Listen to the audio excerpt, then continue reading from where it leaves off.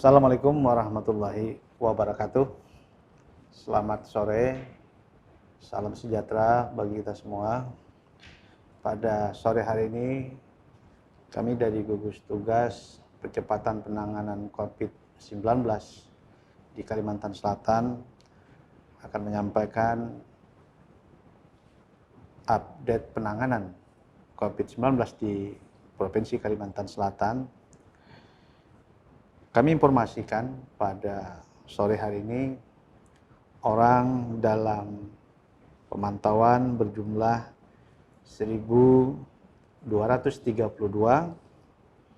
ada penambahan sebanyak 15 ODP jika dibandingkan dengan hari kemarin yang berjumlah 1.217. Kemudian pasien dalam pengawasan yang saat ini dirawat di beberapa rumah sakit berjumlah 15, ada 6 di Rumah Sakit Umum Ulin, kemudian 3 di Rumah Sakit Ansari Saleh, 1 pasien di Rumah Sakit Bu Yasin, dan 3 pasien di Rumah Sakit Hasan Basri. Kemudian juga ada isolasi mandiri sebanyak 2. Kemudian yang terkonfirmasi positif jumlah hari ini 34, dengan rincian ada 27 kasus, 4 meninggal dan 3 sembuh. Jadi saat ini yang jumlah dirawat ada 21 dan 6 yang isolasi mandiri. Nah, kabar gembira ini terutama tambahan yang sembuh adalah pasien atau kasus KS COVID-01 atau Ulin 1 usia 45 tahun laki-laki dari Banjarmasin, dan ini merupakan perawatan hari ke-27. Dan dengan kondisi seperti ini, hasil laboratorium PCR-nya sudah menunjukkan negatif selama 2 kali swab, maka boleh dikatakan pasien ini sudah dinyatakan sembuh dan tinggal nanti bisa dipulangkan oleh rumah sakit yang merawatnya. Kemudian juga kami ingin sampaikan yang saat ini juga masih dirawat ada sekitar 14 di Rumah Sakit Ulin yang tadi kami sebutkan positif. Kemudian Rumah Sakit Muhammad Ansari Saleh sebanyak 3 kasus, Abdul Aziz 2 kasus, kemudian Bu Yasin 2 kasus, dan 6 yang dalam isolasi mandiri. Selanjutnya kami juga ingin sampaikan terkait dengan kondisi para pasien yang dirawat, baik yang terkonfirmasi positif maupun yang dalam pengawasan. Yang pertama di Rumah Sakit Umum Ulin, COVID 02, 03, kondisinya stabil. COVID 06 masih mengalami sesak napas. Kemudian COVID 10, 11, 13, 14, 15, 16, dan 17 kondisinya juga stabil, sedangkan COVID 20 masih ada sesak walaupun sudah mulai berkurang. Selanjutnya COVID 25 juga masih dalam keadaan yang agak lemah, sedangkan COVID 28 stabil, dan COVID 30 masih mengalami sesak napas. Nah, selanjutnya yang dirawat di Rumah Sakit Muhammad Ansari Saleh, baik case COVID-19, 26, 27, kondisinya relatif stabil. Yang dirawat di Rumah Sakit Haji Buya Tanah Laut, yaitu case COVID-23, 24, kondisinya juga stabil. Sedangkan yang dirawat di Rumah Sakit Abdul Aziz, case COVID-31, kemudian 22, kondisinya juga dalam kondisi yang stabil. Kami juga informasikan kasus yang isolasi mandiri, baik case COVID 08, 07, kemudian 29, 32, 33, dan 34. Saat ini kondisinya juga relatif stabil.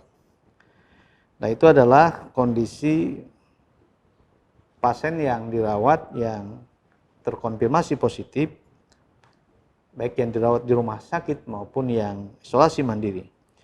Selanjutnya, pasien dalam pengawasan, yaitu ulin 43, masih mengalami sesak napas, kemudian ulin 45 stabil, selanjutnya ulin 46 masih sesak dan menggunakan alat,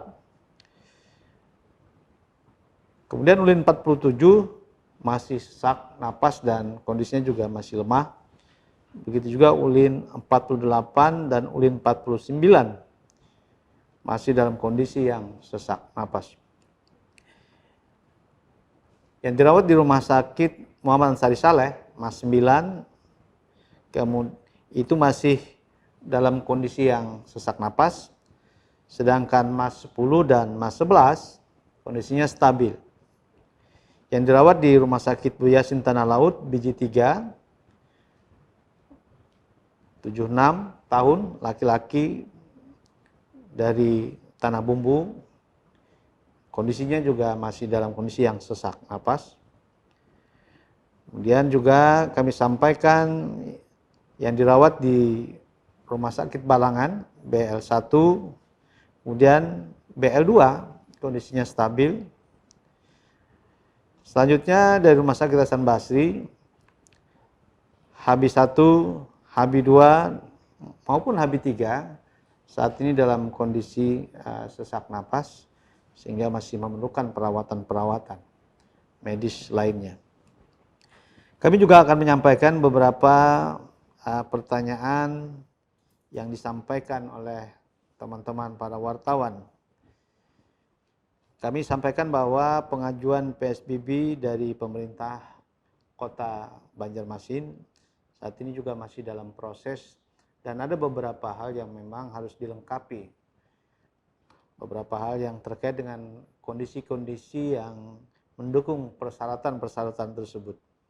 Oleh karena itu ini masih dalam proses. Kemudian juga kami sampaikan